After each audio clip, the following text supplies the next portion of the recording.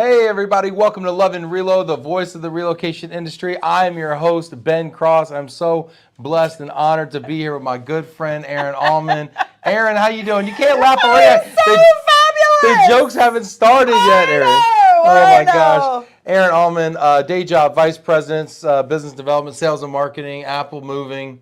That's the gig. That's the gig. Part-time comedian, part-time farmer, part-time fashion icon. Erin, you're one of my favorite people in this business. Why? Why? Seriously? Is that how we're going to start this off? This is like a bad newscast already. I just think you're amazing. I love your energy. I love your positivity. I've known you for, as long as I've been in this business. I feel like I've known you. You were 9. I was 9 years old. Honestly, I haven't been in this business as long as a lot of people think. Well, no, I'm not going there. No, but okay. I got it. I think my first ERC was 2012. Oh wow. Okay. All right. You'd think maybe I'd know a little more. But, well, I would think so. I mean, at this stage, really. But you were one of those first people that really was nice to me. I have Why? a long list of people that I don't know why. I was going to ask you. I don't know why. I don't either. Get in the comments. Hit that like button. Let us know. Let us know what you think of Erin. Feel free to change your mind throughout the broadcast. You will. Let us know who you are, where you are. Check in. Give your company a shout out. I see Adrian checking in here. Excited to see you here in the Global offices. Yes, we are live in our Richardson, Texas HQ. Erin, welcome to Global HQ. Hey, I love it. Listen, in spite of yourself, this is a pretty awesome setup, man. I like it. It's really good. It's very glamorous. I feel very sophisticated in here. Thanks for coming to the big city. Yeah, we appreciate you. Took me 20 minutes to get to paved roads, but it was worth every bit of it. Love it, love it. And how far away? Whereabouts do you live? Because you live out there. I do. I live in Ennis, Texas. Do you even know where that's at? I don't know. You don't know. So south on 45 on your way to Houston, right? Okay. So about 30, 40 minutes outside of Dallas. Okay. Out in the boondocks. And you got boondocks. What you got some land out there? We do. So you know this by now, but I'll share this with all of America out there listening. But all of America. All of America out there listening. But so yeah, I'm married to a real cowboy. A real cowboy. A real cowboy, not the superficial kind. Not these Dallas Cowboys. An Ennis cowboy. No, not an Ennis cowboy either. But so I'm married to a real cowboy. We live on 30 acres. Mm-hmm. We ranch on about 600. So red and black Angus beef. We have horses. What's there between red and black? I've heard of black Angus. Well, there's also red. I've heard of red meat. But what's red and black Angus? So it's just a different style, a different breed, and you kind of, we could get into this whole animal husbandry, but I don't think that's where you want to go. And I thought that was illegal. It's not illegal. No. We got Christian checking in here from Orange County, California. Christian, you don't know nothing about these cowboys out here. Krista Moore, hey. Look at this. Richard Majewski, hi from London. Hey, not just America. Wow. What's up, London town? Jenny Kirby in the house from Madison, Wisconsin. Appreciate you, Jenny. Let me know if you got any animal husbands out there, y'all. So what kind of animals do y'all keep on this farm? So we have, in our philosophy is that any animal you have has to be a working animal. Okay, right? I'm with So you. what that means is, we have horses. Their job, they have to have a job. Their job is to corral the cows. Yep. I've got a dog. Her job, corral the cows, right? Mm-hmm. I've got chickens. Their job, lay the eggs. Yep. I got cats. Cat's job, catch the mice. Everybody's it's a working. process. It's a process. So, yeah, you have to have a job. What's minimum wage for a horse these days? If they're working. He's paid with a lot of hay. Mike Quigley, I have a few plastic flamingos. What's their job, Mike? That's what I want to know. Yeah, what's their job? Mike, keeping Mike sane. Krista says, I learned something new already. Krista, what are your thoughts out there? Let us know. Hannah Lane, hey, from North Carolina. Hannah, do you have any animals, though? Let us know. Sandra Clary, hey, y'all. Hey, all. Sorry, Sandra's too proper for that. Hey, all. Hey, all. Looking forward to the hijinks today. What would lead you to believe there's going to be hijinks? I don't know. I think I resemble that remark. Do you? Yeah, you probably. Yeah. Christian says, I grew up across from real cows and their bells in rural Switzerland. Do your cows have bells? No, they do not. Why not? Do you want a cow? Why would a cow have a bell? Well, you know what? I mean, I think that, I don't know. So, they know when somebody's not, or somebody's sneaking up on them. I don't know. But I think that's If a they great. get lost, you can hear them? I guess so. But here's the thing of it. Why couldn't we accessorize that? Okay. I mean, we could do something with that. Maybe? Like, No? what are your thoughts? Like, I don't know. Like some I've got frill? nothing Like there. something Bougie lacy? up. I want to bougie up my cows. Taylor from New Jersey. Very few cowboys here, Taylor says. Yeah. Where have all the cowboys gone? Daisy Sinclair. Erin, love having you in the office. They're so much fun and Daisy. productive. Sandra says she grew up with cattle, dogs, and horses. Y'all, listening from Connecticut. Hey, Yankee. Katie over there. You Yankee. Katie, you got any animals? Let us know here. I did not grow up around a lot of animals, honestly, and I wonder sometimes if I'm missing out. I got 2 little boys, and you had boys. Did you have animals when you had the boys, or were the boys the only animals? Oh, that's a great question. The boys were not the only animals. Okay. My sons were raised up with the animals. Okay. Right? Amongst them. Amongst the animals. There were times that they really should have been amongst the animals. Yeah. But no, I mean, they were raised around it. So, they were big into the ag programs. Like, there's a lot to do with ag. So, they raised... Ag is short for agriculture? Agriculture, Gotcha. Sure. So, they raised lambs. They did cows and different things to show. And it teaches them a maturity with taking care of, these animals. And, so they learned around the animals. So are these cows eventually, you eat them eventually? Well, Somebody yeah. does. Somebody's going to eat them. Somebody eats them. Somebody's going to eat them. Do you guys eat your own cows? I'm sorry. This is just, it's cracking me up. No, it's really true. And if you don't mind, I'm going to share a funny story about that. So, rule 1, when you're going to, let's just say, harvest an animal, because that just seems like a nice way to say it. That sounds lovely. You never name it. You just don't name it, right? Because it's personal. If you're going to harvest it. It's personal, right? Yeah. So, nevertheless, youngest son, hi Adam, sorry son. Hey Adam. Decided to name a cow Booger. Boys are gross. They are Boys gross. are gross. So he decided to name this cow Booger, and we encouraged him not to do that. But at some point, Booger was slaughtered and harvested for our own needs. So the oldest son, Aaron, hi Aaron, Hey, Aaron. he says to his brother one night at dinner, "Hey Adam, how's that ham booger?" It was never the same. So he ate his booger. He ate literally his booger. Oh no. It's a fun fact. Was he like serious question though? Was he like distraught about that? He was a little bit upset at first, but he learned to navigate Did that. he finish his meal? Was it one of those? Yeah, Better finish that booger. He ate the rest of that booger. Oh my gosh. Dogs and horse grandbabies, y'all. Katie says, look at everybody's got animals. Hey Dana. I love it. Hey Aaron, Krista Moore. Hi. Just love it. I just have chickens and a dog, but would love more farm animals. I just love watching the farm animals in my fields, my therapy. Krista, I did not know that. Isn't that funny? All the people come out with their animals. So I want to know if you have chickens, if you name your chickens. I would love to know that because I have a few. Like I've got Cluck Norris. Cluck Norris. Right. I mean, it's a great name, right? So, I've got some Chickaletta. I mean, I have several names for that, and I have a language. My chickens are very social. Right? So, yeah, it's like my little bevy of chickens, but they're very personable. But I want to know if you name your chickens. Yeah, let us know. Krista, do you name your chickens? Folks out there that have animals, do you name them? Dogs, of course, I'm sure you do. Yeah. If you don't name a dog, that's weird. That is weird. Then Even if you what? name them dog, Because- it's better than nothing. Hey, yeah, get dog. Horse, Katie, you name that horse. You got to name the horse. Yeah. Let's see here. Richard says, you know Gordon Ramsay in the U.S., don't you? Yeah, we know him. Yes. Not personally, but his kids have named lots of animals they eventually eat. He thinks they need to understand and accept the whole thing. I'm not so sure. I think I'm with you on this. Yeah. Gordon Ramsay, we had our own little Gordon Ramsay moment, didn't we? We sure did. That was a few years ago. Yeah. So this is Hunger Action Month. September's Hunger Action Month, and a couple years ago, Adam Lowy said, hey, we've got this great idea, Ben. And when Adam calls you with a great idea, two things happen. One, he's lying, and two, Right. you just do it anyway. Exactly. Okay? Good point. You do it anyway. So, of That's course, right. we say, no problem, Adam. We're happy to do that. We're your Huckleberry. Me and Aaron always raising our hands, getting ourselves into nonsense over here. We don't mind, right? So what happened, Aaron? So we decided that we were going to, and I'm going to have to remember all these places, or I mean you, but we decided that we were going to go to a kitchen, right, Yeah. where they do a lot of meals, and Ben and I were going to cook on the show, and if you remember right, John Habeneck. Yeah, shout out to He had Johnny Dry Yeah, Heat. hi, John. He had a cauliflower fetish. Can we say that? Fetish. This is the first time Would we that be said fetish aggressive? on the. Would that be aggressive? I don't know how he treats the cauliflower. I don't either. I mean, it depends a lot on that. But nevertheless, we decided we were going to cook with cauliflower. And I'm trying to think about what we actually cooked. We did some pizza.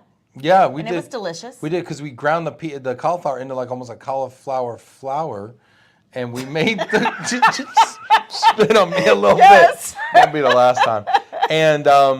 And we made a cauliflower pizza, which was nice. I think we might have. Did we grill it and make a steak out of it too, or something? Yeah, it's really hard. I mean, I've slept since then, so I don't really recall all the details. It was a blast. Yeah. We had a good time doing it. Well, it was about food waste. It was about how to cook food waste. and limit food Sustainable. waste, Yeah, right? So there's a that's lot right. of parts of meals that we don't use, right? So you might peel a carrot, right? When you take all those carrot peels and you Right. toss them in the trash.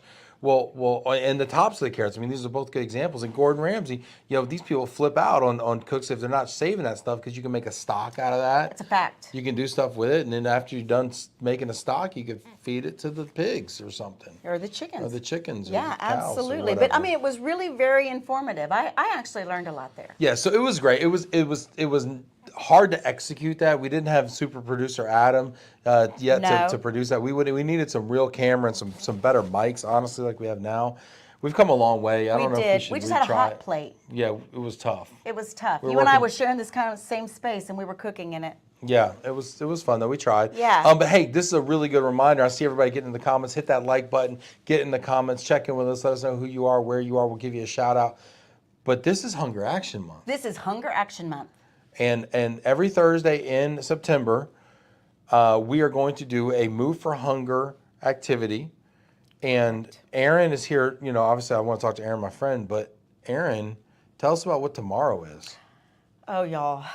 I am so excited about tomorrow. Yeah. Ben, this has really been a highlight. It's something that, gosh, I can't even, this is another one of those moments. I'm not sure how many years we've done this together, but This will be our 5th year. Right. So Move for Hunger, Ben and I both are members of the Corporate Action Network. Yep. And we're a group of people that partner with Move for Hunger, and our goal is to help drive, feeding the hungry, right? Yep. So we do a telethon every year. And, it's like anything else, it evolves, right? It's kind of like just yourself. I mean, let's think about you from when you first started in 2012 to where you sit today. It's an evolution of things, right? Yep. So as we have evolved, we've developed out this telethon, and we all get on there. And all of you that are out there listening now, just know that you need to call in tomorrow and make your pledges. But Yes, we need your support. We can't need your do it without support. you. It's the big one, y'all. it's the big one. It is a big one. So this is the 15th year for Move for Hunger. Wow. Right? So it's appropriate that we really Give us some bring it stats on Move. For those of you who don't know about Move for Hunger out there, or don't know kind of about the mission and what they're accomplishing out there. Can I share some stats? Yes, share some stats with us. Erin's actually done her homework here, so. I have. And you know what? Is it okay if I put on my readers? Sure. Don't judge Sure. me. Okay, hang on. Let's just see here Magic real of quick. television. That's right. It's just beautiful. If you can just give me a second. I wanted to get up-to-date stats because Yeah, and while you quite do that, I'm going to give some candidly- shout outs here. Cliff Bierman's given, he says tomorrow is also Talk Like a Pirate Day. Arg. You always advance the conversation, Cliff, and that's why I respect you. And Katie says, my grand horse, and yes, he's Merlin. I call him Mr. Merlin. I love that. Well, that's lovely. You always want to treat your wizards with respect. Yep. Chris has sweet little buddies and friends. They're chickens. She names them. Yep. Richard's got a restaurant where they serve up the scraps, packed, expensive. Never taken so long to find meat on a fish head. What in the world? I'm not sure how I feel about that. Richard, you're wild, man. Anyway, all right, we got some stats here. We've got some stats here. So as we just shared, it's the 15th year anniversary. Fun facts, Ben. Okay. You ready? Yes. Total meals donated to date, 42.5 million meals. Wow. Staggering, right? That is 42 million meals 42 million over meals. 15 years. Total pounds donated to date, 51 million, Wow. right? That's a lot. So 2024's impact. So meals donated in 2024, we've had 7.75 million, and pounds donated are 9.3 million. Isn't that something? Yeah, that's Impressive. incredible. In the Move for Hunger network of the family, there's 1,300 transportation companies, 2,600 apartment communities. Wow. Pretty big network. They've done a lot around the apartment and Yeah. that's been an incredible development over the last few years. Absolutely. That's been an incredible development, and the stuff they've been doing with the logistics of fresh fruit. Fresh fruit? Fresh food. Fresh fruit? Fresh food. Fresh food. That's hard to say. I don't know why. But that is phenomenal. That's taken on a life of its own. It Yeah. really has. It's amazing. But here's some things that you can look forward to for Move for Hunger, right? Okay. So they've got the Bay Area truck pull. That's Love huge, it. right? That's over at the USS Hornet right there, and I think is it Temecula? It's not Temecula. I don't know where it is. I'm running out of stuff.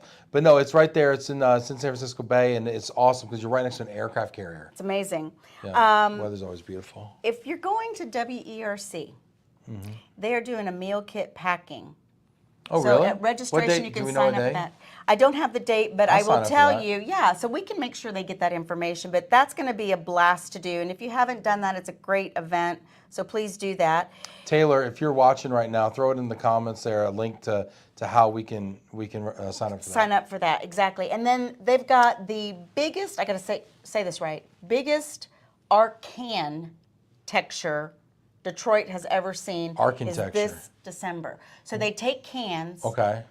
and they build things with the cans. Okay. Right? That's exciting. Yes. So I saw last year they did this massive. I don't know if you saw the video or not, y'all. Also put a link to the YouTube in there. But they filled up this big gymnasium. I think it's where the Detroit Pistons practice. Yes. And they did like a domino With cereal. with cereal boxes. Correct. It was phenomenal. That looked pretty It incredible. was actually a Guinness World Record breaker.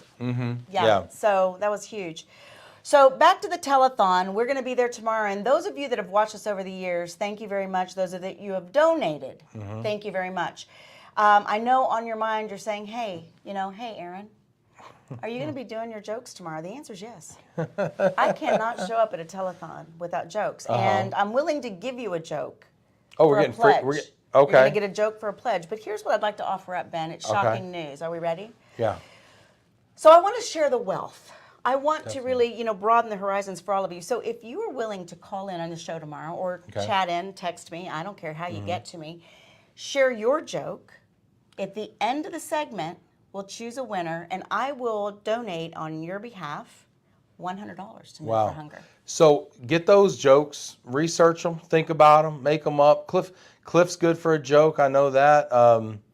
We have some Rob Zeitz is always getting funny in the Love comments. Rob's jokes. Yeah, he's hilarious. So yeah, get those and then what do they got to do? They got to put them in the comments. Put them in the comments, right? And then we'll decide, which one fits what, and then in your name, as the joke master. Yeah. For 2024. I like it. I like it too. So we need a goal this year, a fundraising goal, and I've been thinking about this a little bit. Okay. Because we've raised anywhere from 19,000, which is our lowest, up to I think 50,000. We did 50,000. Unreal. Yeah. 1 year. So what should be our goal this year? I know it's hard, right? Because it's kind of a tougher year in some ways, in our business, but it's looking up. I'm really excited about it, optimistic about it. I think it's fair. You're asking me to get out just kind of like we do that little magic ball that does our revenue forecasting, and see that little 8-ball, how it's going to shake out. But I think, we can't go flat. We've got to have a slight increase. Now, I love to be proven wrong, contrary to popular belief. But I think at a minimum, let's just push the envelope to 55 and set a stretch goal of 60. 55,000. Yeah, let's try it. Why not? Can you help us do this? $55,000 this month. Yeah, I think so. Taylor, can you put the link to donate in the comments right now? Yeah. Taylor's saying October 22nd, join us at WERC. Stop by, pack a meal for our family in the greater National Harbor area. We're hoping to feed 3,200 people. Laura Benjamin from Sterling Lexicon. Hey, Laura. Hey, Laura. They're a great supporter of Move for Hunger. In fact, you know what they did? They did something that was really cool. For their awards, they stopped buying all those trophies that, just get dusty on the shelf, and they started to actually donate to Move for Hunger in the name of the winners. I think that is such a beautiful gift. I really do. And I will tell you that, to your point, the trophies are nice and lovely. I mean, I don't have a lot of them, but if I did, I'd probably shine them. But the point is, when you're giving that to Move for Hunger, that gift is giving so much beyond that. So kudos to Sterling. Yeah. Yeah, for sure. And Taylor put in there, so the link for the food drive tomorrow is moveforhunger.com/love. Correct. Yeah. /love there. So yeah. Oh, is it .com? It's .org. Scratch that. Okay. .org? Take two. moveforhunger.org/love. You think I'd know how to say that? You by would now. think so. moveforhunger.org/love. Get in there. We will start announcing everyone and giving everyone shout outs who donate. So do it for you, do it for your company, do it for someone you love, and get in there. And look at this, Laura saying, yes, this year we donated $5,000 to Move for Hunger. That's awesome, Laura. I mean, that is amazing. Yeah, fantastic. Thanks. Shout out to Sterling Lexicon. Appreciate all you guys do out there. Really exciting there. Yeah. Can't wait to hear the jokes as well. Martin says, I heard Pop Cans, Detroit, and Art. So got to give a shout out to Tyree Guyton from Detroit Heidelberg Project. Look at him. Cheers to the rate. Cheers to the rate cut. Yeah, 0.5-point rate cut today. Did you see at the Fed at 2 o'clock when we were just hanging out, finishing our gyros and our rice bowls from Cava? The Fed announced a 0.5-point rate cut today. Wow. That's a massive rate cut. That's probably the biggest rate cut in I don't know how long, years I think. Somebody correct me if I'm wrong there. And I think it's going to have a big impact. I think so too. That's huge. I mean, everybody's wanting to see something move right now, right? Yeah. And in a positive direction. Yeah. We've had enough of the other. I'm so excited. So I did a post about this today. I've been working hard. I haven't actually had a chance to kind of look at the comments and tend to it. But there's 3 things happening in the next 3 months that are going to have a massive impact on the relocation industry.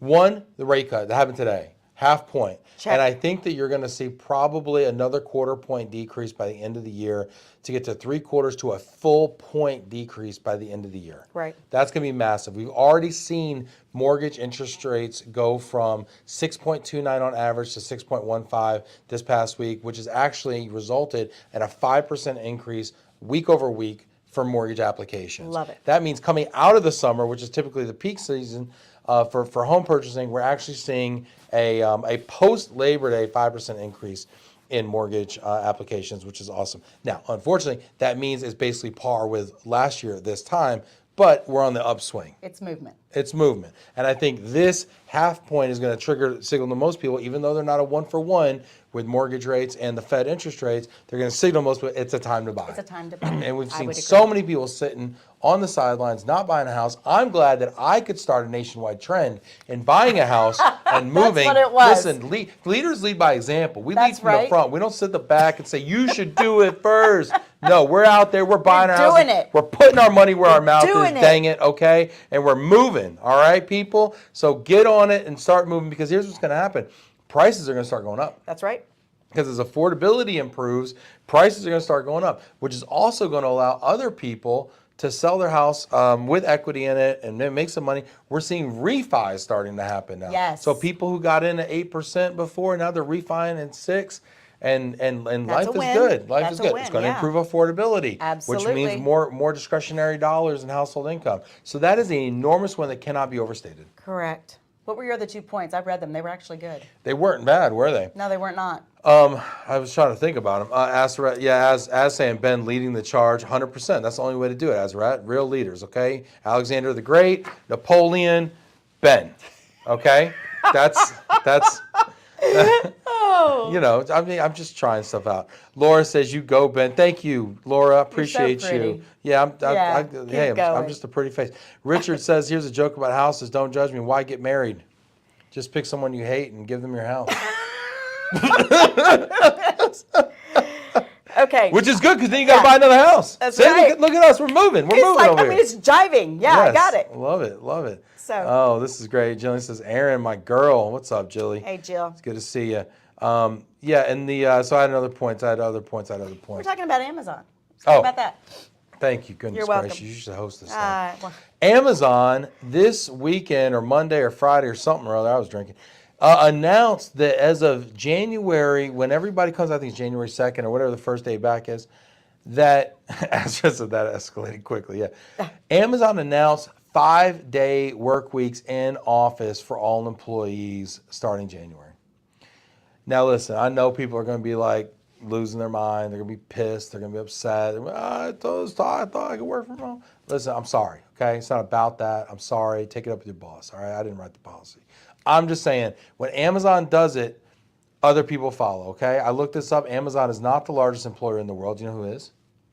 I don't, actually. The Department of Defense. Also the biggest mover in the world. Lovely. Next biggest U.S.-based employer, Walmart. I'm not surprised with that. But after that is Amazon. All right, well, it's okay. So Number 3 is okay. when Amazon does something, it signals to other people in the marketplace, hey, we can do it too. So Amazon, I think, is going to be the biggest domino kind of to fall in this return to office thing, which is really important to relocation because it means, well, A, people are going to need to move closer to the office. So people that move to Kaufman, Texas, are like, hey, I need to come on back, because I got to make that. I can't do an hour and change commute. I got to get there in 30 minutes.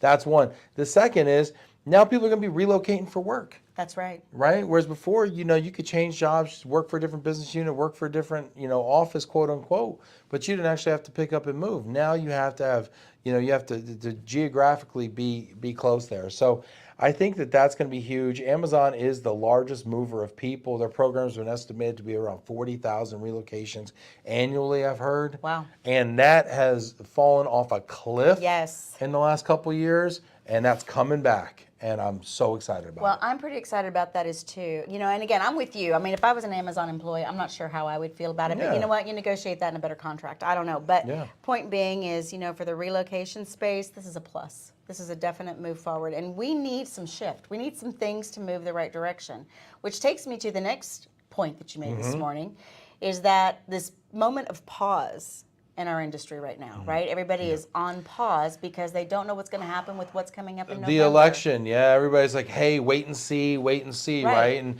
I've been saying for a long time, and I think a lot of people are saying this, wait and see for what? Okay, there's two options are going to happen, okay? And it's a coin flip and whatever, and chances are you're going to do the same thing you were going to do before anyway. So whatever, wait and see my foot. But the point is, in November, we are going to have clarity over which way this election's going, and people can finally stop using wait and see as an excuse not to do something. Exactly. It's, being paralyzed or was it paralyzed, paralysis by decision, analysis whatever? paralysis. Thank you. Done. The decision will be over. So we move forward. We've got to keep moving forward. Exactly. So you have pent-up demand on consumer side with the interest rates that's going to be freeing up. You have pent-up demand on the strategy side from corporations waiting to see what happens with the election that's going to happen. And then you have a cultural shift with Amazon saying, hey, we're coming back to the office. You're required to come back in the office. And there's a lot of companies who have been wanting to do this, and the really large companies have struggled. The small companies never left the office. They've always been, they're that essential worker. The essential workers, always there, moving companies, they've been in the office. And now, but it's the big companies that have struggled with it. Now Amazon's coming back and returning to office, and I bet you we're going to see so many announcements like this in the next 2 weeks where they're going to say, us too, me too, me too, me too. I mean, even down to Walmart. Walmart's been doing travel bans within their company and things like that to try to limit costs. I think you're going to see more and more companies that say, well, if Amazon's going to do I don't want to be the first because I don't want to lose people and have Amazon hire them. But I don't want to be the last. Yeah, but I don't want to be the last. I want to take advantage of this opportunity. Right. So ride the middle. That's what I think. People are in here saying, get in the comments. I want to know, what do you think about the Amazon effect on return to office? What do you think about interest rates? What do you think about the election? These are the 3 things that are happening in the next 3 months that I think are going to have a massive impact for us. Yep. Get in the comments. I want to know what you think. Christian saying, and we just need the stock market and the U.S. consumer to behave. Sure. I haven't been following the stock market recently. I think it's generally doing pretty well, but I don't know that for a fact. I'd love to know for the year if we're up, if we're down. Somebody get in the comments and give me that information. Do you follow the stock market, Erin? You know what? I really don't. It's one of those things. You ever have that bucket list of things that you think, I want to be better at this? I want to know about that. It's on my list. It's one of those things I'd like to know more about. But no, I have to be honest. I really don't. I follow my checking account. Yeah. I follow that. Is that up or is that down this year? I got to tell you, it's been a little challenge. It's been choppy. It's been up and down. Azarette saying, what do you both think of the push back to office? Will it actually happen? Will it be a middle ground?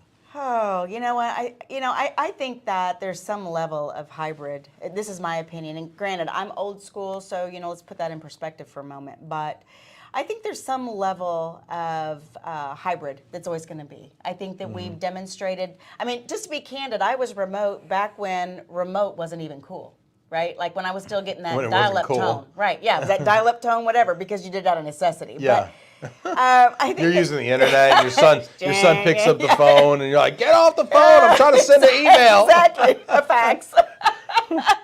So I think that there's a value to there's some level of hybrid, and I do think that there are some positions that are better suited for that. I think it's interesting because as a person, that works remote, I miss the camaraderie. I miss that, and I think that that's enjoyed in the office. And I'll tell you, not too long ago, I moderated a session, and we were talking about changes. And, I think our millennials, they get a bad rap about a lot of things, and it's not always fair. But, that they like to be remote. And it was interesting because one gal, when we were talking about remote work, she raised her hand, and she said, I took a job directly out of college. She said, so that I could be in the office, because she said, I missed being mentored. And, so I think there's a value, and if we're smart about it, we'll find that right mix, right? Yeah. So that's my stand on it. I don't know that anybody, will follow that. But Yeah, I was thinking about this as I was driving home from work yesterday, and my commute went from 19 minutes to 32 minutes because I moved 5 minutes away. Somehow that happened to me. And as I was kind of cussing the fact that my commute's so long, I chose where to live and I chose where to stick my company. So I really have nobody to blame. That's what sucks about being the boss. It sucks, You lose. doesn't it? You lose. You can't blame anybody. You can't be like, oh, if they just listen to me, if they, or oh, this sucks. I got to be the, that's rough. But anyway, I miss blaming people. So now my wife gets the brunt. But anyway, shout out to Olivia. Love her. I love you more. Yeah. They'll start your rumors. Anyway, no, but I was thinking about this. I was thinking about the types of jobs that are good remote and the types that aren't. And I've had two epiphanies about this. Let's hear them, and I hope they weren't painful. No, the person who decides whether you're remote or not, their job is also best done in person. So a leader needs to be in person in order to lead effectively. And they're the one making the decision for the entire company. So an accountant, a bookkeeper, potentially someone in an operational capacity, potentially a computer programmer, things like that. Some of these things are head down work. And you could convince me that you could do that job as good or better at home. But a leader without people around them struggles a lot. Yeah. And what's good for that person may or may not be good for everybody, but that person is also the decider. Right? And so that's one thing, and that kind of came to me early on. The other thing that came to me early on is I think operational people are better remotely than salespeople are. Salespeople or customer-facing people or more social people maybe need to collaborate on solutions, maybe need the competition factor, maybe, frankly, it's the difference between an inbound call and an outbound call. Operations gets inbound requests and they can handle it. Salespeople have to pick that phone up. That's right. And there's a lot of avoidance behavior that can creep into our lives because picking that phone up is painful sometimes. That's right. And 2 years ago, when we were really in the throes of work from home and everybody's like, oh, we're so productive at home, the economy was booming. Business was coming at us like crazy, okay? The fish were hopping in the boat, and so orders were coming in. And we just had to triage it and service the business. It was more operationally focused. We placed 56 people our first year doing recruiting in 2022. We just said, oh, we're going to try this. We placed 56 people that year. Okay? Because the operational need was so great. Right. People were hiring relocation consultants, move coordinators, ops managers, expense management people. All the ops things were needed, okay? You didn't need to sell anything. It was selling itself, okay, at that point, because we were dealing with so much pent-up demand from COVID. So all that's coming in, and it's easy to handle that remote. Right now, we got to get scrappy for the business, okay? And we got to do hard things, and we got to make those extra phone calls, and we got to, it's hard. And doing that from home when nobody's kind of looking, when you don't have the opportunity to kind of like collaborate, I think that is the difference between making an inbound versus an outbound phone call, and I think that is very hard to do. I would agree with that totally. I think that, I've always considered myself someone that's worked remote, but I realized, right after COVID that I was remote, but remote was DFW Airport. You travel a lot, Yeah, right? yeah. That has its own cadence, right? So Yeah. it's just like being in an office, right? You're just going through the motions. But really being remote and at my home presented a real challenge for me. Really? It really did. And Why? it's just I didn't have that that Well, you're like me. interaction. Like, I just gotta play off somebody. My dogs were sick of me. Yeah. I mean, they were running the other direction when I came into the room. Well, I'm like, how do you all feel about it? Your dogs are probably speaking English by the they end of the are, pandemic. for They were like, sure. well, you keep talking to me enough. I know, right? But at the end of the day, I think that was really a challenge for me because for me, I like that energy, that hype. I need that to kind of keep going. And whether you're getting that, in the form of an airport or whatever, or you've got somebody on the phone. And I also felt like, and maybe it was just me, and maybe it was just my phone calls, but I was really struggling to get people on the phone. There were like all these little Zoom meetings, and everybody was like phone phobic, right? Like you're not doing that anymore. Still is. Yeah. Some I need dialogue. Yeah. So, I struggled with that. So it's not designed for everybody, but I think specifically salespeople are very challenged by that. Yeah, it's tough. Get in the comments here. I want to hear what you think about this. Oh, man, we got some good comments in here. Get in here. Hit that like button. Let's see what we got going here. Rachel Fisher Alliance. What's up, Rachel? Shout out to Rachel and Next Destination Marketing. Does our marketing. When my brother-in-law was hired by Amazon last year, they relocated him. Clearly, they've been planning for eventual return to office for a while. But you know my feelings about remote work. Rachel's smiling here because she works from an RV most of the year. I'm in so in awe of her. Although, Rachel, didn't you get a permanent address this year? She's inching back towards it. Oh, I'm loving it. Yeah, this is inside news. I think you got a place, didn't you, Rachel? So even the digital nomad here is like maybe an address. And she does it well. Maybe an address. She does. She does it amazing. Yeah. Anandita Chaudhary from USI Law, founding principal there, says, "Hi Ben, there is value to collaboration and teamwork, which is nurtured when the team works together in the office. Definitely training of colleagues helps with in-person environment." Yeah, I love that perspective, Anandita. I know your work product is excellent. I think you would struggle to achieve that same work product and thoroughness. I mean, I hear you coach your associates. I was just in your office this past week, and I hear the way that you talk to them about, the detail and attention, and you're constantly infusing your culture and your standards into those associates. And I totally see it. I see it. Rachel says, no, not yet. Maybe, yeah. Maybe. We're watching. Maybe. We're going to keep tabs on Rachel, That's see if right. she ever settles down and gets off the road there. Christian says, lots of discussion about the new Starbucks CEO who flies into the office in Seattle from Newport Beach, California. Have you heard about this? I have not. I'm dying to hear about it, though. So the new Starbucks CEO, put it in the comments, give me more information here, but I believe he was the CEO of Chipotle and did big things with that brand. And now Starbucks is kind of under fire, right now. And everyone's talking about, the coffee's burnt and doesn't taste as good and this and that. And they have all these new competitors, right, popping up everywhere. And so they hired this guy, and he's supposed to be like the savior of Starbucks. Well, he's not willing to relocate from his Newport Beach, California home to go to be in Seattle. But he's also requiring everyone to be in the office. I think it's 3 days per week. Okay. Correct me if I'm wrong, Christian, and those out there. I think it's 3 days per week. So he's using the company jet, and let me know if it's 5. It might be 5. So he uses the company jet to commute. Oh, wow. That's a lot. That's a lot to process right there. Yeah, it is a lot. I had a lot of feelings just pop up when you said that. Yeah. Yeah, I mean, you worry about a lot of things, right? I mean, the message it sends to people. I mean, listen, he's doing the commute. He's doing it. I'm also like, bro, why don't you just move? Well, and I'm also thinking like it's a company expense. So, I mean, you're affecting your bottom line because of your lack of decision. Or not a lack of, just choosing not to. Right? Yeah, I mean, you think about what is the cost of flying a that's private. A private jet daily, right? Well, I can tell you, Ben, in my career, I've been fortunate enough that I was offered an opportunity, and I was in a position because let's To just fly be clear. private back and forth? No, that Okay. was never offered to me. Maybe to leave the country, but not anything else. Get out! To get out. But I wasn't really willing to move either. I mean, I love where I'm at. I've got grands. I've got, I wasn't willing to move. But what I was willing to do is to concede to that. So I did travel Okay. every week for 2 years. Wow.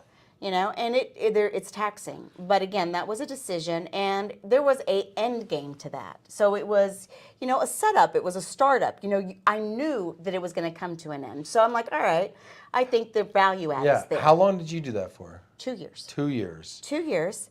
And, I stayed. And how often did you do it? Every week. Every week. Every week for 2 years. For 2 years. So now my husband was thrilled to death. There was an acclimation period when I came back home, and, but the point is that, there are trade-offs, and I think that just to have an open-ended, that's just the way we do business is not a great thing, but if there's a strategy to it and an end game, then okay, maybe, but yeah, that's alarming, I think. I don't know how I feel about Mr. CEO at Starbucks. Yeah, his name's Nickel. Is it Brian Nickel?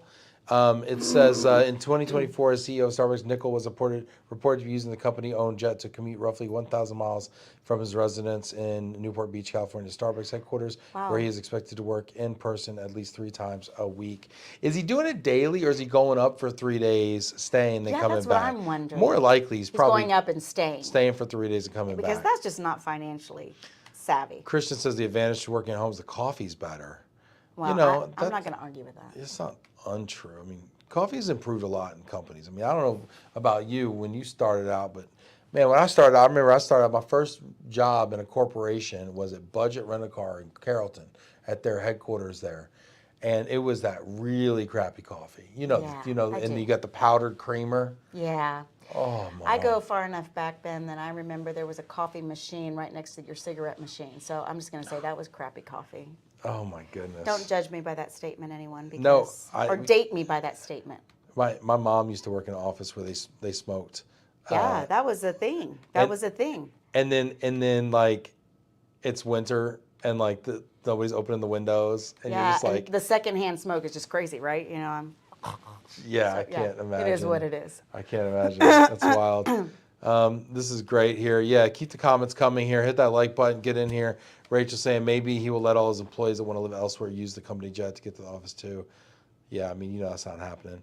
I mean, on the one hand, the CEO adds more value than probably most people at the firm do, so I get it. But I don't know. I mean, but if he can add, $100 million to the market capitalization or more, I'd say you put that in that comp plan. Look, you put that in that comp plan, right? That's part of your budget. You work that out. Yeah, that's right. There we go. And Aditi says, come check out our coffee. You do have some good coffee. You got the Nespresso. You got the various kinds there. And Aditi, you let them know. And Aditi Chaudhary at USI Law in Bethesda. Highly recommend you visit their office. I love it. Let's talk a little bit about you, though. Okay. Okay. Okay. We've done enough therapy? Love. We're doing the Relo, okay? Yeah. All right. You made a change this year. I did. Tell us about it. I did. Listen, great thing. So most of all of you certainly know that, for all the years that I've been in this space, I've been an auto hauler, right? Yeah. And I loved that for a long time. But there's a point where, you go down this cadence, and I mean, I really felt like I was on top of my game, right? Like there's very little about autos that I wasn't prepared for, didn't live dominated through. in that space. I kind of felt like that maybe a little bit, built right? some major brands, worked for some of the biggest companies in the space, did some huge things.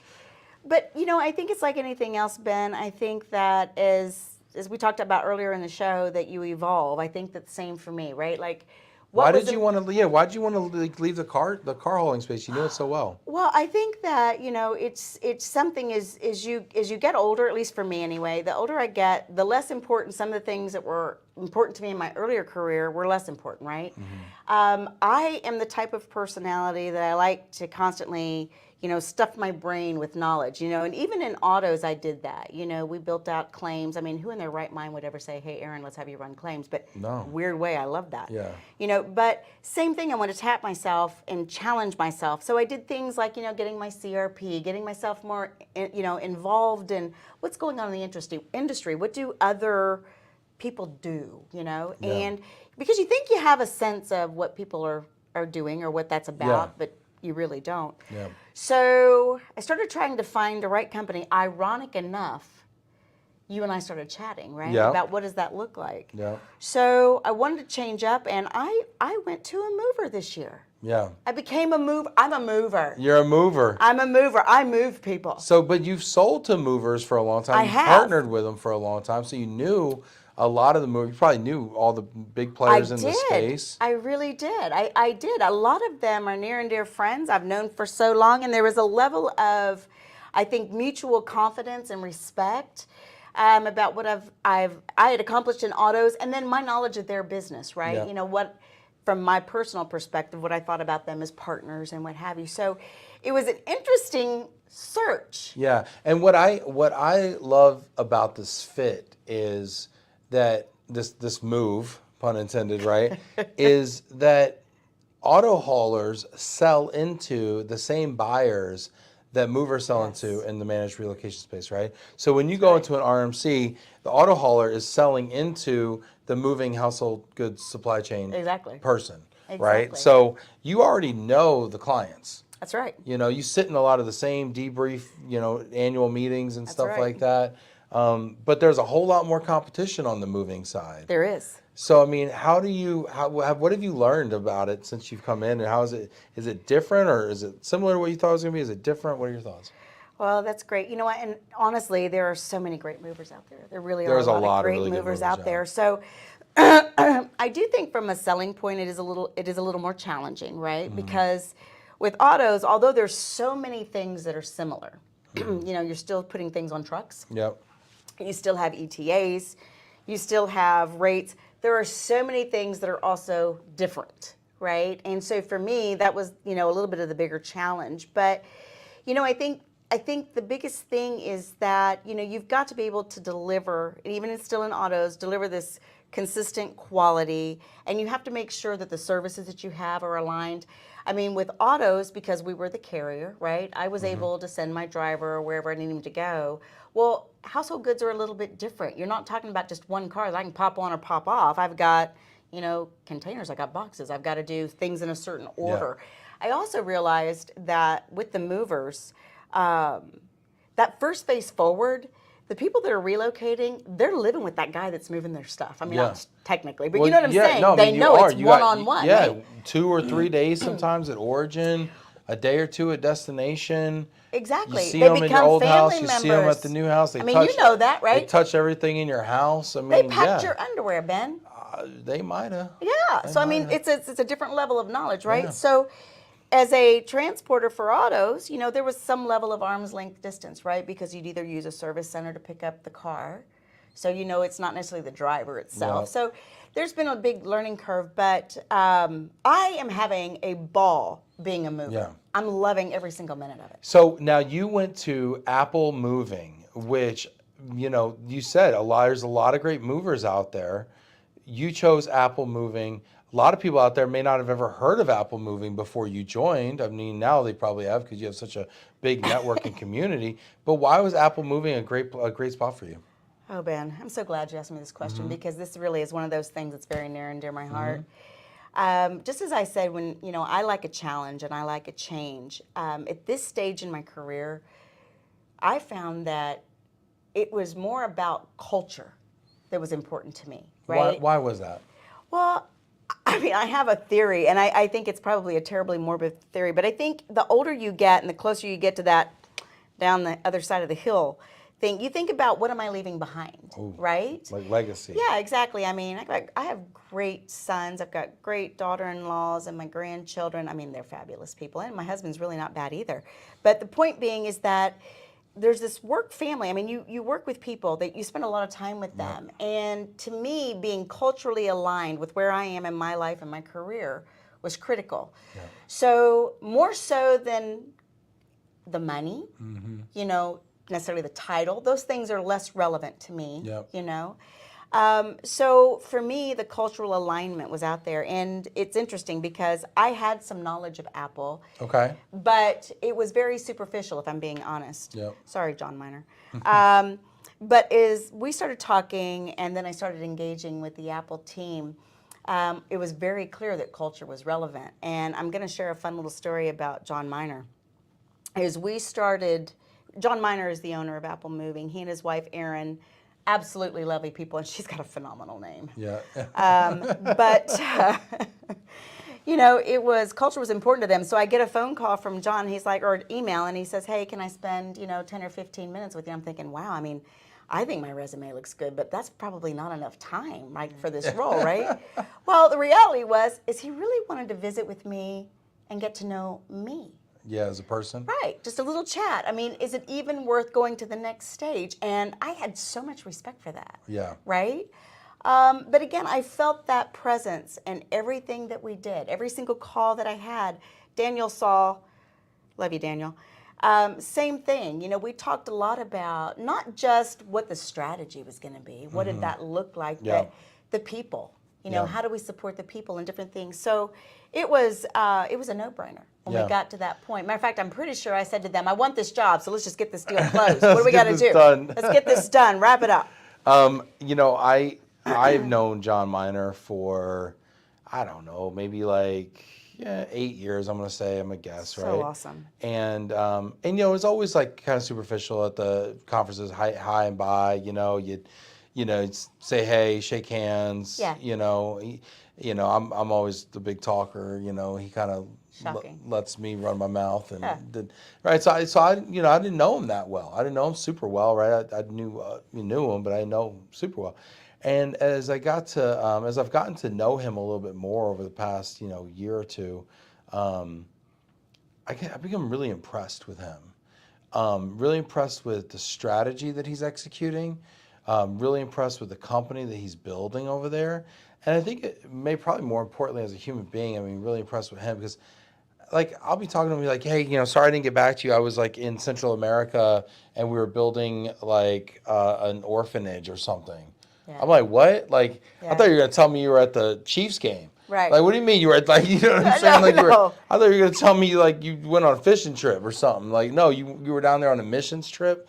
And I'm like, wow, that takes. Because it's one thing to try to do good, and we do, and we raise money, and we try to stand for things and have values and stuff. It's another thing to like put your work down, and go and put your money and your time, even more importantly, where your mouth is, and go make a difference in the world. So I have the utmost respect for people like that. He's really amazing, and I want to share just a little story for those of you that don't know John Miner. He's a big man in stature, right? I also like people like that. I do too, right? Never trust a skinny cook.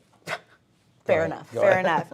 But not too long after I started, Apple has a annual conference every year where they bring in regional managers, general managers of all of our warehouses and things like that. And, great program. I was getting to meet a lot of people. But John, at the end of the meeting, he stood up in front of all of his employees and all of the folks that were there for the conference. And he was sharing a moment from an experience last year that I could feel, it didn't really go the way, some employees were treated the way he wasn't really crazy about happening. And this is true, straight up, when he shared that and he apologized that went down, that there was, how important and valuable the employees were, and his sincerest of apologies, I had cold chills.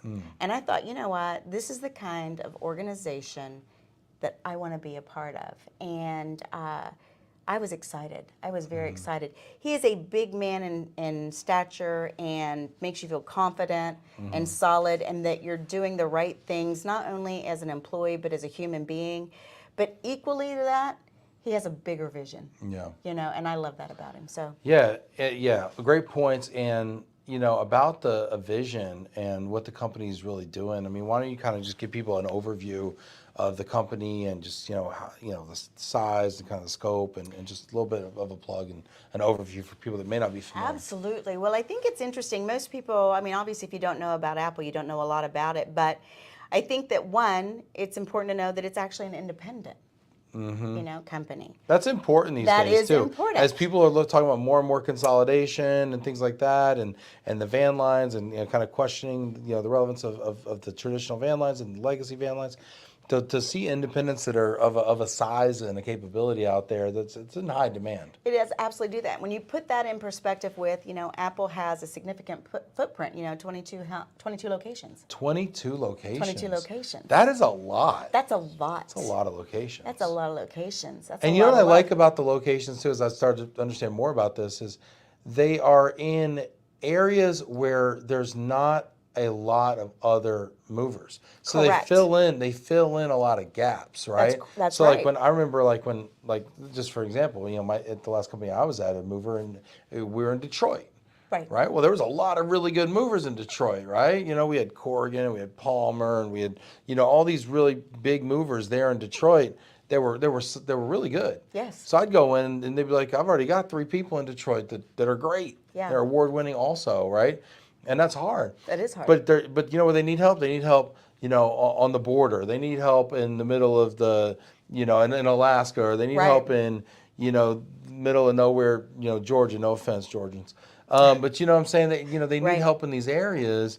And I think that's kind of one of the really interesting things as y'all look to maybe even grow more in different types of markets or different types of customers. Absolutely. And I think you're exactly on point. And I think that a lot of that stems from the fact that, Apple has had a very strong military presence, right? I mean, it's been a partner in primarily military business all along, which is another reason that I love being there, is that we all know we need to diversify. Right. We all talk about how do we, gain where we're not relying on a certain segment of business or whatever, which I'm glad that they were taking the aggressive steps. I'm there, But I love that, Apple is saying, listen, we may not know exactly how to get there, but we're going to invest in getting players in and doing the right things to take that next step. We may not feel it today, and we are a little bit of a work in progress, but we know where we are. We know who we are, right? Yeah. And we know where we're going to head. You know where you're going. Exactly. And I give a lot of credit to John and Erin Miner, and obviously to Danielle as well, about, having that vision and then aligning, the people and the players to achieve that vision. I'm in love. Yeah. Having the vision and then having the courage to kind of go out and build the team. That's right. It does take courage, right? Because to build the team to get you to places you want to go, and it takes courage on part of the team members to kind of buy into that vision and say, hey, we're gonna believe in where this thing is going. Absolutely. So, super cool. Very, very cool.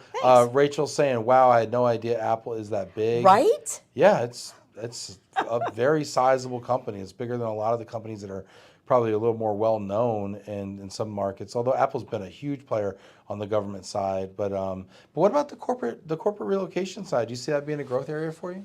I think it is, absolutely. I think that anything I'm going to label it just non-military right now is growth opportunity for us. We have a nice commercial presence, which I am learning more about commercial moves, I should say that, commercial projects and what have you. It's you'll see this on my list. I mean, movers. Oh my gosh, there's so much to it. But I think that corporate relocations, I think that's going to be a big avenue for us. I think there's a lot of big opportunity there. Yeah, so there's a lot to do I'll there. be coming for it. Yeah, I'll be headed looking that way. forward to it. Yeah. Let's have some fun here. You want to play some games? Let's do some games. All right, let's play some games here. Gosh, where do we start? We're running late on time here. Oh Always. my gosh. We're gonna do overrated, underrated. Okay. You know how to play this game? Yes. All right, there's only 2 rules. Okay. One, I'm going to give you a topic. You're going to tell me if it's overrated or underrated. Okay. Okay? I'm ready. And then I'm going to tell you if you're right. Okay. See what happens when you get your own show? You just get to do whatever you want, OMG. right? Sure. Yeah. Why not? Makes perfect sense. All right, the first topic up. Everybody get in the comments here. Let us know if Erin is correct or not. No pressure whatsoever. Get in the comments. You know how to play the games. Overrated, underrated, shipping cars. You thought I was going to stick to the script, didn't you? Underrated. Underrated. They need to be on an auto hauler. Why? If nothing more than claims ratio. Yeah. Okay, we'll leave it at that. And they're taking room in the truck. Yeah. And they take up space. And you need your car faster, and maybe your stuff's going to get there. Exactly. So, yeah, I'm going to stick with underrated. You still got that car shipping in your blood, don't you? I can't let it go. Yep. Yeah. All right, I'll give you that one. There you go. Christian say underrated. Yeah, get in the comments here. Let us know if Erin's crazy. I love it. That's fine. I threw you a curveball on that one. You All sure right, did. here we go. Yeah, all right, 1 point for Erin. Here we go. Next one up. Overrated, underrated productivity apps. They are so overrated. Why? So overrated. Listen, because I continue to find all of these apps and everything that I think are going to make me effective, and I spend more time trying to figure out how all the apps work than I do actually being productive. Done. Overrated. Overrated. All right. You know, you make a good case. But as I was sitting there last night with my Scotch whiskey and thinking about things, I opened up my Rocket Money app on my phone. And I sat there and I deleted $91 per month Oh, wow. in subscriptions that I didn't need or were duplicated. Yeah. Can't wait to download this app on my wife's phone. Yeah. Well. So yeah. I saved myself. Not only that, it also, you want to hear the most funny thing? I'm ready. It also told me that I was spending $171 for a gym membership. I should sue those people. Okay? I was not touching that. There is a lawsuit. I am a single class action lawsuit. That's how big of an issue this has been, okay? Bless your heart. But All you right. are pretty. Yeah, well, Yeah, from here up, I do all right, okay? But, yeah, $171 for lifetime. right. We're coming for you, Lifetime. Hope you didn't sign a contract. I don't know what we signed, but don't we're know. getting out of it. We Yeah. moved. We're no longer in Way the area. to go, Rocket Mortgage app, though. Yeah, I'll give that one a good plus, but overall, still underrated. Which productivity app are you? Oh, listen, dislike? I am all about these little things. Like I'm trying to find a diary, or I the other day, I'm really bad about, if you see my space out there, a tablet, like a little piece of paper. So I did the Remarkable, and I love the Remarkable. It's another What is device. It feels like you're writing on paper. Okay. But it's just a device.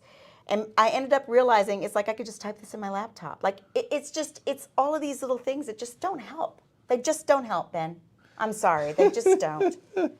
This is great. Sandra Clary says, I'm not using an app for it, but I've started looking at and eliminating those death by a million drips expenses that aren't bringing me value. Yes. Sandra, what's one that you got rid of that you're like, this got to go? I realized I got 2 Walmart Plus accounts. I don't even know what Walmart Plus does. I know what Prime gives me the shipping and the TV. I don't know what Walmart Plus gives me. Yeah. And somehow I got 2 monthly subscriptions to it, but one's $7.50 and one's $12.50. So yeah, one's wow. plus. I don't know what's doing. You're like double plus. I got a Hulu account. My wife's got a Hulu account. And I think we're stealing her sister's. So I don't know why I'm paying 2 Hulus and stealing my sister. You know what? You might just need a life coach. I need but here, you want to hear what's funny? What's that?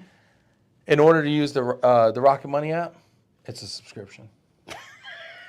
Yep, they got to figure it out. So you have to subscribe to premium Rocket Money, and then you get all this functionality where you can just like unsubscribe, like emails, but it'll unsubscribe for all these apps. But then you have to go unsubscribe from Rocket Money at the end. And then some things where they'll go and they'll renegotiate your bill for you. Yeah. So like, oh, you have AT&T internet. If I could renegotiate your bill and save you money, would you do it? Yeah. Sirius XM, if I could renegotiate and save you money, would you do it? Yeah, and they'll say, well, what percentage would you give us of the savings? Well, it's like a sliding scale. That's the kickback. It's like a tip jar. It's like 35% to 55% is what they say. So then you have to sign, 35 is the minimum amount. So I have to say I'd give you 35% of whatever you save me. So on the one hand, you're like, well, I guess. But on the other hand, you're like, crap. Why? I just did it again. Yes. Oops, I did it again. That should be a song. It should be. Let's see. Christian saying you need a productivity app to manage your productivity apps more productively. Yes, that's exactly what it is. Yes. Yes. Sandra's saying, okay, don't judge, but Bird Buddy monthly birdseed subscription. I'm not going to judge. I have chickens named Puck Norris. I mean, if I could order their feed, is their feed on subscription? I can get it on. You should get on Bird Buddy. I get everything on. I don't necessarily. I mean, I don't know. Do you have Chewy Plus? Is there a Chewy Plus? No, I'm making that up. Oh, look. I was like, is there? Because I want to know. You'd I have don't it. know. Sandra, that's funny. Is that for your bird feeders, Sandra, or what? Or do you just sit in the park and give it out? What is it? Is it granola, secret ingredient in your granola mix? I need to know, Sandra. Productivity apps. Well, gosh, what's the one that you think we need to get rid of that you're on right now? Oh gosh, I don't even know, Ben, that I could tell you. I mean, I was using Do you have something Monday. on you're using, what's Monday? What's Monday? Monday is like a project app, Okay. right? And I spend a lot of time. You can spend a lot of time setting that up, It's and then you're Wednesday like, and you're still using I'm it. still using Monday. So yeah, it kind of defeats the All purpose. right, give So her a point for that one. She's got 2 points, 2-0. Let's keep it moving here. Next one up. Nice job, Erin. thanks. Overrated, underrated. Cyber Monday shopping. I think it's also. Oh wait, if we just said Cyber Ooh. Monday, I think it's underrated. Ooh. Listen, I will tell you, again, is this evolution in my age? I don't know what it is, but I can shop online. I will tell Yeah. you, I am on a first name basis with the Amazon guy, my UPS guy, Yeah. and FedEx. We Yeah. know each other. So Yeah. yeah, I think it's totally underrated. I would much rather do that than the actual Black Friday shopping in-house, on site. Okay. Yeah. So Cyber Monday, Cyber Monday is you're a plus. Oh yeah. Oh okay, yeah. and you get the deal. Then do you log on that Monday, like after Thanksgiving, and you knock out a bunch of stuff? No, listen, no, I'm not gonna. I mean, that's a little bit crazy. I'm not Yeah, gonna do you that. know, But at my leisure, I may be in my gown, but I am at my leisure doing it. you know what I started doing, and I don't do it like religiously, but I started doing is like when I find somebody needs something, like I'm about to do one right now. When I find somebody needs something, I start a Christmas list Yes. all year long, and then because when you get like it's like you're shopping around. This used to happen more like when I'd go to the mall and shop. Like I'd be at Yes. Macy's, right? And I'd go, and half the people I'd know what I'm getting them, and half the people I'm just like, I got a name on my list, and I gotta find. And then you end up getting a nose hair trimmer or something, and you're like the third nose hair trimmer. You got somebody, they can start getting a complex. Like, why Right. you keep Well. giving me a nose hair trimmer? Yeah.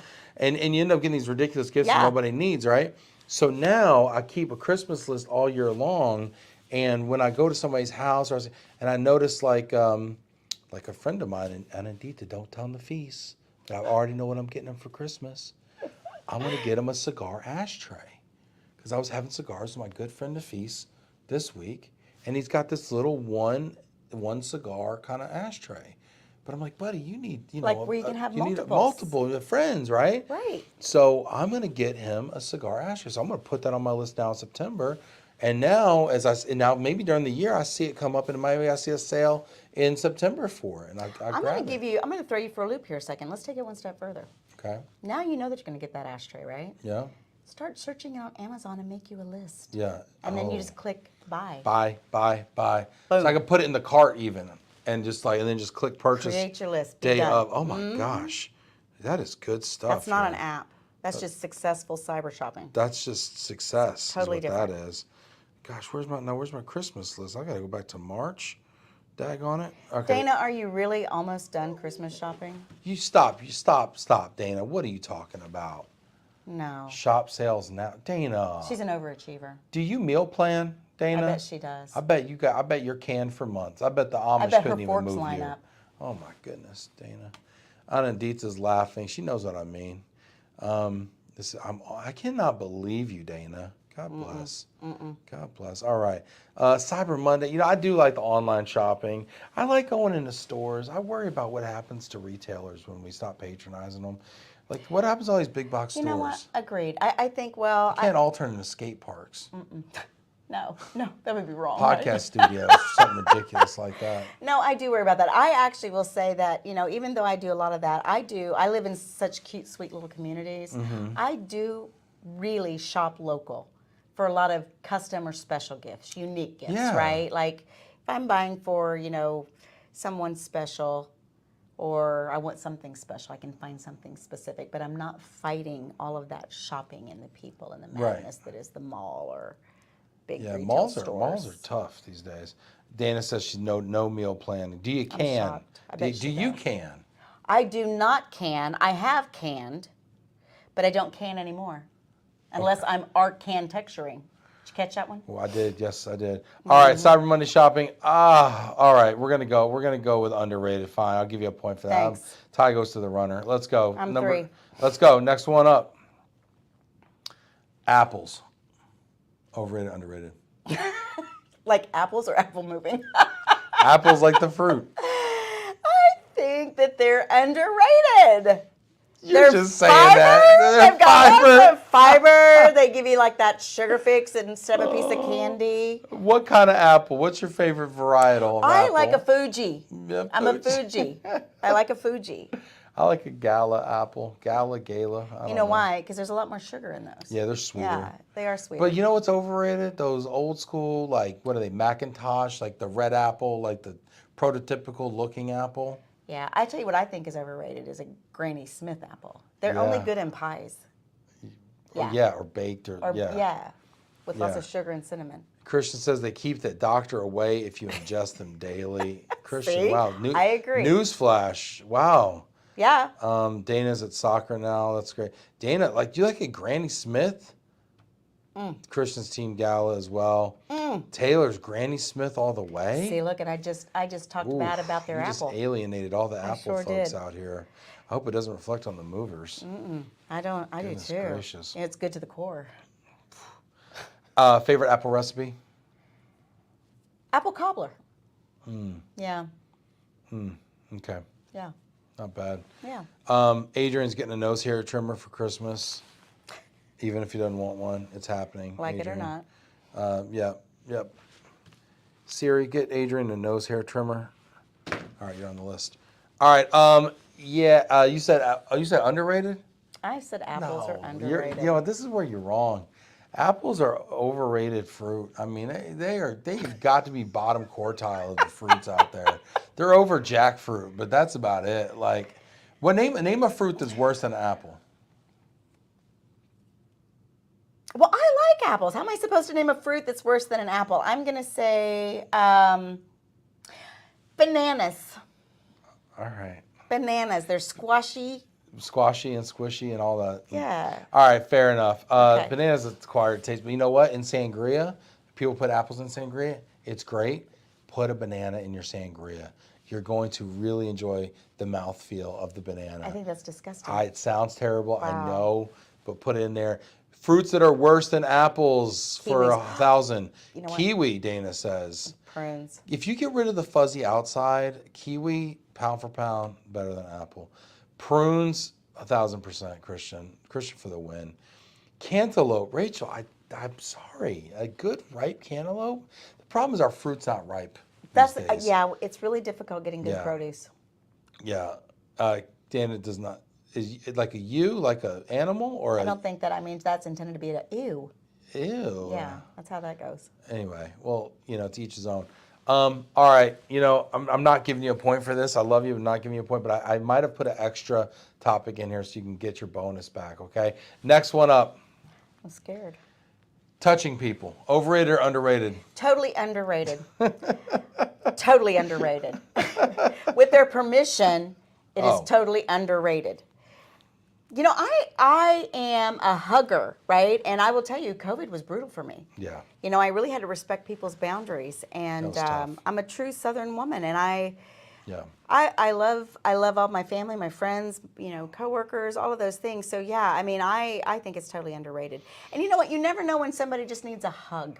I feel like I can feel when people need a hug. Yeah. And I want to just give people a hug, but I'm also like conscious of the fact that like as a man, as a large man who has like a big personality, a deep voice and like whatever, like I don't want to just like, Yeah, But I feel like I give good hugs. Yeah. I feel like I'm depriving people around me when I don't give them freely, but I also want to be respectful. So I don't know what the hug protocol is. I mean, how do I handle that? Well, I think that's a great point, and I understand what you're saying because I don't run into that, right? I mean, I don't think anybody's really fearful. Yeah, nobody's of this. afraid of your I'm sitting on hugs. an extra cushion right now. Yeah, I'm just saying, so you can see my princess and the head. pea of Right. relocation. But I learned during COVID, I would say, I'm a hugger. Are you cool with that? And if not, I'll shake your hand or just pound it out. I like how you just said pound it out. She's like, are you cool with Are you okay with that? I'm a hugger. Are you cool with that? Yeah, that may not work for you. I'm sorry. I don't have other advice. I mean, I could try it. That would be that's actually getting more creepy the more you say Soften my it. voice. Yeah, no. I'm a hugger. Probably not. Are you cool with that? That sounded weird. I'm going to say no. Let me know. Dana says, hugs, Erin. I agree. Y'all, how can I become a more accepted hugger out there? Please let me know. Charles says, I knew you would say underrated. I also agree. I say touching people because it's so funny but even to the word like touching people, there's a stigma around, oh, touching people. Like, but the truth is we're humans and like it's one of our like last bastions of humanity to like touch one It's another and like connection. connect and shake hands. And Yes. these are rituals that have been around for thousands of years That's for a right. reason, That's right. And there's something that happens to us chemically when we shake hands, hug, pat each other on the back. I mean, there's a reason why. Give yourself a pat on the back is a thing, right? Right. Need a hug. These are a thing, And so I think, I think it's so big. I think it's so big. Dana's giving suggestions. She says, we can get you a button, Ben. Well, I'm thinking, yeah, maybe she's saying a button on your lapel or something that, says, I'm going to hug you. So this is a PSA. Run now. Right. I'm going to hug you. Right. If you can see this, I'm going to hug I'm you. going to hug you. If you can read this. If you can read this, I'm already hugging you. I'm already hugging you. Oh my gosh. How about when I come back from, I don't know if this happens to you or not. Maybe it's why you're wearing a light colored jacket. I come back from ERC or And you've got IM. makeup all on Oh the my jacket. gosh. And I got all Yeah. these shades and it's Yeah. just so much and it's just a lot. Yeah. Yeah. I understand. I understand. Yeah. Yeah. Yeah, touching people, definitely underrated. Let's keep it going, y'all. Yep. Next one up. And we're done. That's it. That was the last one. I guess you didn't. Did you not get a bonus? You didn't get a bonus. 4 for 5, 80%. It's a B minus, but hey, it'll play. Nice job, Erin. Thanks. Really nice. Well done. We'll shake on it. This is a lot of fun. You want a hug? It's not with chids. It'd be kind of weird. But yes. This is a lot of fun. Yeah. I'm so happy to have you here finally Thanks, in Ben. person. Yeah. I've had you on the show in bits before, but never headlining, and you always deserved the chair. So I'm glad to have you on. Oh, well, this is a lot to contain in one room. I'm just saying, there's a lot of personality in this room right It's a now. lot. We need some Yeah. oxygen. So yeah. You want to leave people maybe with a final thought before we sign off? Yeah, so there's a lot of things I want to talk about, but I'm going to keep it brief. Please join us tomorrow for Move for Hunger's telethon. Yep. Corporate Action Network's Hunger Action Month. Yep. Please join us. Bring your jokes. I'm not kidding. We've got plenty of good rapport, and again, it's a great cause. Yeah, I'm going to say pretty much that's my focus for right now, Yeah. right? And thanks for having me on the show. Yeah, it was I great. appreciate it. It's great. We will see Yeah. you tomorrow for the telethon. Erin says we're going to raise $55,000. Taylor, give us a where we're at now. Got a long way to go. I'm kind of scared of how much of that I'm going to have to All pony right. up tomorrow. I'll be honest with you. I'm calling my bank, moving some things around you right should. now. I don't know if I can use my line of credit at Chase for charitable contributions. I'm going to say yes. You will see. This is great. Dana said, love seeing you, Erin. You too, You sweet too, girl. Ben. Awesome, Dana. It's good to see you as well. Good to have you all out there. Thanks for hanging in there with us. We had a lot of fun. Wouldn't have a show without you. So hit that like button. Give yourself a round of applause. Give Erin a round of applause. And we love you. Thanks for being here. And we will see you same time tomorrow.